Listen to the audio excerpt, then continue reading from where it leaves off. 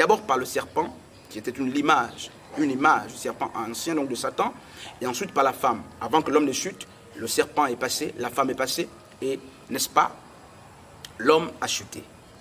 Et Dieu décrit désormais la domination de l'homme sur la femme. Un texte que beaucoup aussi ont pris pour dire non, il nous faut dominer sur les femmes, malheureusement. Et c'est ainsi que dans les sociétés ou dans nos églises, parfois mal instruites, toutes les fois qu'un homme est devant, on dit la femme doit être soumise. Même dans la rue, toutes les fois que la femme se lève, ou un homme se lève devant, quelle que soit la femme, mais on dit tu dois être soumise parce que tu es le sexe inférieur.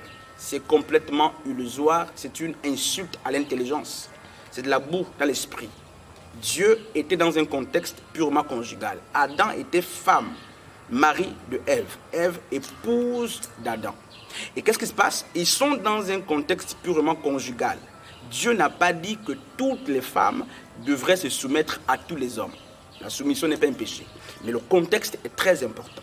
Dieu disait justement à la femme de se soumettre à son homme désormais, depuis la chute. Et c'est vers son homme que ses désirs sont portés et non vers les hommes du monde entier. La soumission dont parlent les Écritures, c'est la soumission entre la femme et son mari.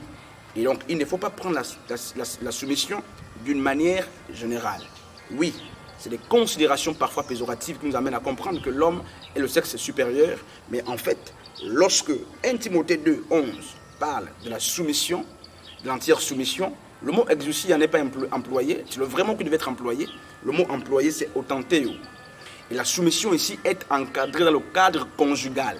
Ça ne veut pas dire qu'un homme de 12 ans qui se lève devant une femme de 50 ans, et la femme de 50 ans doit se taire pour dire « j'ai en face de moi un homme ». Non, ça ne veut pas dire qu'en tant que femme, vous ne pouvez pas exercer l'autorité dans l'église. Non, ce n'est pas ça. Dieu parle dans un contexte purement conjugal. Dieu parle dans un contexte purement conjugal. Hommes et femmes de Dieu, jusqu'à ce qu'on revienne, nous allons nous arrêter par là. Je disais en amont que c'était la présentation des concepts.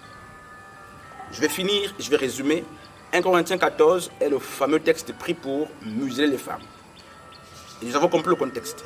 Après avoir compris le contexte, nous avons abordé le domaine définitionnel. Qu'est-ce qui est dit?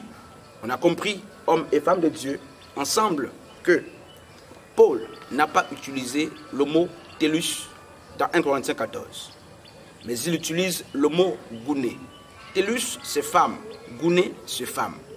Et les deux mots sont tirés d'anthropos, qui est, n'est-ce pas, être humain. Alors que dans anthropos, on a aner ou arène d'un côté, on a télus et gouné de l'autre côté.